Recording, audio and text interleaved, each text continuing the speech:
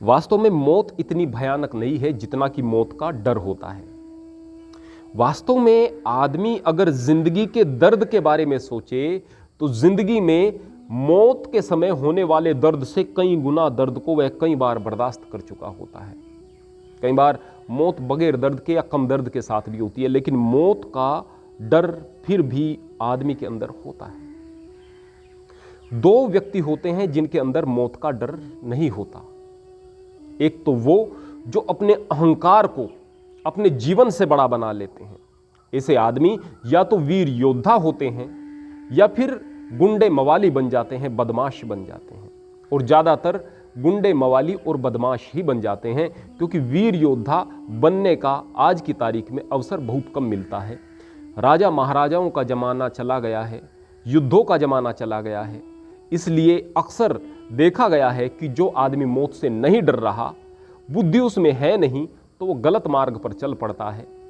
और वो उन आदमियों से जो मौत से डरते हैं उनसे भी बहुत निम्न दर्जे का व्यक्ति हो जाता है। जबकि एक व्यक्ति को जिसको मौत का डर नहीं है बहुत बेहतर व्यक्ति होना चाहिए, और यदि बेहतर व्यक्ति को मौत का डर नहीं रहता तो जिंदगी में बड़ा काम कर देता है। आइए अब हम एक छोटी सी पौराणिक कहानी के द्वारा इस मौत के डर के विषय में और जीवन की सच्चाई के विषय में जानने का प्रयास करते हैं। राजा परीक्षित, उसको शाप मिल गया था कि 7 दिनों के अंदर उसे तक्षक नाग डस लेगा और उसकी मृत्यु हो जाएगी।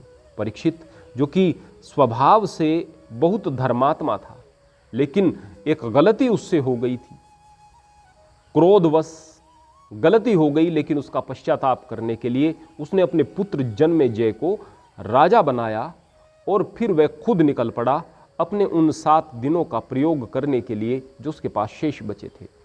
भगवान शुकदेव के पास में जाते हैं, महर्षि शुकदेव से प्रार्थना करते हैं कि हे भगवान, मुझे बताइएगा कि मैं किस तरीके से इन 7 दिनों का सदुपयोग कर सकता हूं ताकि मेरा कल्याण हो, मेरी मुक्ति हो, मुझे प्रभु प्राप्ति हो।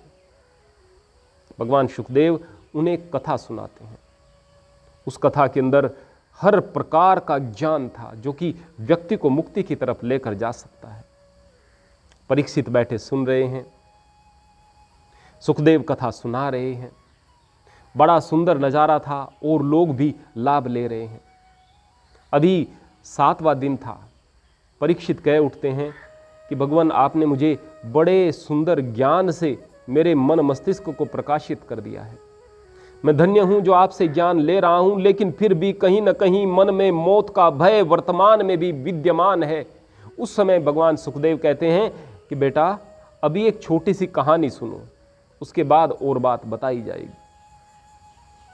उन्होंने कहना शुरू किया कि एक बार एक राजा था। वो अपने साथियों और अंगरक्षकों सैनिकों के साथ में जंगल की तरफ चल पड़ा। जंगल में जैसे ही गया रास्ता भटक गया, तूफान आया, आंधी आई, बारिश आई, दूसरे साथी उससे बिछड़ गए। गहरे घोर घने जंगल में वह अकेला खड़ा हुआ था। राजा को डर लग रहा था। वह सोच रहा था कि मुझे शेर खा जाएगा, बाघ खा जाएगा, जंगली जानवर भयानक आवाजें निकाल रहे थे। उसे उम्मीद ही नहीं थी कि मैं बच जाऊंगा। अत्यंत भयभीत वह राजा चारों ओर देख रहा था कि उसे दूर कहीं एक दीपक दिखाई दिया। उसके मन में आशा जगी कि मैं इस दीपक की तरफ जाऊंगा तो शायद वहां कोई व्यक्ति जरूर होगा, तभी तो दीपक जला है। वह उस दीपक की ओर बढ़ता चला गया। जैसे ही नजदीक जा रहा था, बदबू आनी शुरू हुई और नजदीक गया तो एक झोंपड़ी दिखाई दी, पर बदबू बहुत आ रही थी झोंपड़ी से। झोंपड़ी के दरवाजे के बाहर ही एक बड़े से दीपक को जलाया हुआ था। शायद जंगली जानवरों से रक्षा के लिए जलाया गया हो, जिससे कि जंगली जानवर उसके आसपास न आए। और नजदीक गया तो और बदबू आ रही थी। राजा बिल्कुल दरवाजे पर पहुंच गया, लेकिन बदबू के मारे वह परेशान था, खड़ा नहीं हो पा रहा था। दरवाजा खटखटाया, अंदर से दरवाजा खुला तो एक बूढ़ा शिकारी सामने खड़ा था। गंदे से कपड़े पहने हुआ था, चारों ओर उसके कुछ सड़ा हुआ मांस पड़ा हुआ था उसकी झोपड़ी में। वहीं पर उसने मल मूत्र विष्ठा इत्यादि के त्याग के लिए स्थान बना रखा था। वहीं पर उसकी गंदगी पड़ी हुई थी, इतनी गंदगी कि राजा को जैसे उल्टी आने को हो गई। राजा ने देखा कि मैं अंदर जाऊंगा तो मर जाऊंगा, यह भी कोई जीवन है। लेकिन बाहर शेर की आवाज सुनाई दी, बाघ की आवाज सुनाई दी। फिर सोचा कि इससे बेहतर तो यही है कि मैं इस गंदगी को बर्दाश्त कर लूँ। उसने उस शिकारी से प्रार्थना की कि भाई मुझे आपके साथ में रात्रि में ठहरना है, केवल रात बितानी है, रात समाप्त होगी तो मैं आपके पास से चला जाऊंगा, मुझे रात का आश्रय चाहिए। शिकारी ने स्पष्ट मना कर दी, मैं तुम्हें रात्रि में यहाँ आश्रय नहीं दे सकता हूँ। राजा ने कहा कि तुम नहीं जानते, मैं राजा हूं, मेरा बड़ा राज्य है, बड़े बड़े महल हैं, सुबह चला जाऊंगा, बहुत सारा धन माल आपको दे करके जाऊंगा। राजन, दिक्कत की बात यह है कि जैसे ही सुबह होगी तुम जाने को तैयार ही नहीं होगे। यदि कोई व्यक्ति भूला भटका यहां आता है, उपद्रव करता है, सुबह छोड़ करके जाने को तैयार ही नहीं होता मेरे झोपड़े को। बोले तुम्हारे गंदे झोपड़े में कौन रहना चाहेगा, और मैं तो राजा हूं, मेरी तो बड़े बड़े महल हैं आगे, किस तरह की बात तुम कर रहे हो, ऐसा नहीं हो सकता है। शिकारी बोला कि राजन, इस तरह की बातें मैं बहुत बार सुन चुका हूं, आपकी बातों का मुझ पर असर नहीं होगा, मैं जानता हूं कि सुबह क्या होने वाला है। राजा ने बहुत अनुनय विनय की, बहुत लालच दिया, तो इस पर शिकारी बोला कि आपके लालच की मुझे जरूरत नहीं, धन माल की मुझे जरूरत नहीं, बस एक शर्त पर तुम्हें रात को रहने का अवसर दे रहा हूं कि भाई सुबह होते ही आप मेरी झोपड़ी को छोड़ करके चले जाना। राजा ने सोचा कौन रहेगा, सुबह के बाद कौन रहना चाहेगा, मैं तो सुबह का इंतजार करूंगा। राजा अंदर झोपड़ी में बैठ गया। अभी रात बढ़ रही थी, अभी बदबू आना कम हो रही थी राजा को। मध्य रात्रि हुई, बदबू आना बंद हो गई। मध्य रात्रि के समय के बाद वो बदबू खुशबू में बदलना शुरू हो गई। सुबह तक वो बदबू इस तरह राजा के मन में रच बस गई कि उस बदबू में उसे आनंद आ रहा था। वो दुनिया की सबसे अच्छी खुशबू दिखाई दे रही थी, वो स्थान उसे बहुत अच्छा लग रहा था। उस समय वो शिकारी कहता है कि चलो राजन, सुबह हो गई है, अपने महल माड़ियों में चले जाओ, अपने राज्य में चले जाओ। राजा कहता है कि मैं नहीं जाऊंगा, कि यही तो मुझे डर था, जाना तुम्हें पड़ेगा, तुमने वादा किया था कि नहीं मुझे यहीं रहने दो, कि तुम्हारे आगे बड़े बड़े महल हैं, माड़ियां हैं, बहुत सारी ऐसी चीजें हैं जिसके लिए लोग तरसते हैं। बोले कि उनको तुम रख लो, लेकिन मैं नहीं जाना चाहता। राजा ने उपद्रव खड़ा कर दिया। इस पर राजा परीक्षित जो उस कहानी को सुन रहे थे बीच में बोल उठे, महाराज मुझे बताओ कि इतना मूर्ख राजा कौन था। सुखदेव कहते हैं कि वो मूर्ख राजा तुम हो।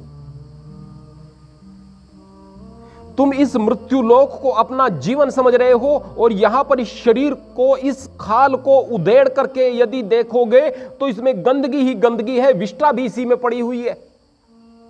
इसके अंदर, इस शरीर के अंदर तुम रह रहे हो, इस झोपड़े के अंदर रह रहे हो। इस झोपड़े से बाहर तुम छोड़ करके इसे जाने वाले हो, वहां इससे बेहतर स्थान तुम्हारा इंतजार कर रहा है। तुम हो कि इस गंदगी में लिपटे हुए हो। वो मूर्ख राजा तुम हो। अब सामने परीक्षित थे, बड़े समझदार, बड़े विद्वान पुरुष, समझ गए। कहने लगे महाराज मैं समझ चुका हूं, मुझे अक्ल आ गई कि मैं कितनी बड़ी मूर्खता कर रहा था। आपने बड़ा एहसान किया, बड़ी कृपा की कि मुझे इस ज्ञान से अंदर तक प्रकाशित कर दिया। अब परीक्षित समझ चुके थे।